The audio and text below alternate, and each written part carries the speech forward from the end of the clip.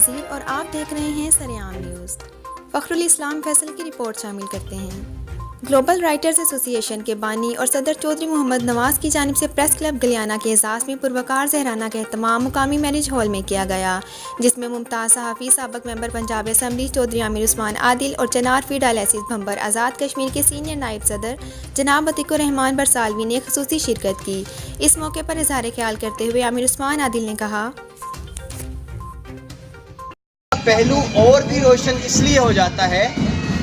کہ میرے شہر گجرات میں ادب کو زندہ کرنے کے لیے پاک ٹی ہاؤس جیسا ادارہ معرض وجود میں آ چکا، جہاں ہماری نسل نو کو ایک ایسا پلیٹ فارم ملا ہے کہ وہ اپنے نظریات، اپنے خیالات کی ترجمانی بلا خوف و تردید کر سکے۔ اور میرے لیے امکان کا پہلو اور بھی روشن اس لیے ہو جاتا ہے کہ جس طرح ابھی میرے بھائی نے کہا کہ آج کے دور میں ادب پروری یہ گھاٹے کا سودا تو کہا جا سکتا ہے، کسی دیوانے کا خواب تو کہا جا سکتا ہے، لیکن فائدہ اس میں شاید مالی لحاظ سے نظر نہیں آتا ہو۔ تو میرے لیے امید کا پہلو یہ ہے کہ میری دھرتی گلیانہ سے تلاش رزق کے لیے دیار غیر میں جانے والا ہمارا ایک بھائی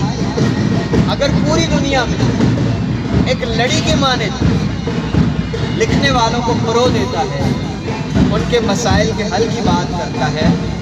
اس سے بڑی امید اور کیا ہو سکتی ہے۔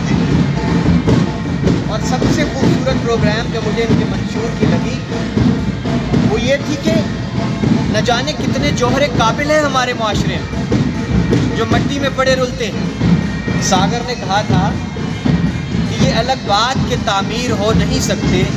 ورنہ ہر ذہن میں کچھ تاج محل ہو۔ تو آپ نے جو بیڑا اٹھایا ہے کہ کوئی بھی شخص جس کا مسودہ تیار ہے لیکن فی زمانہ وہ اپنی کتاب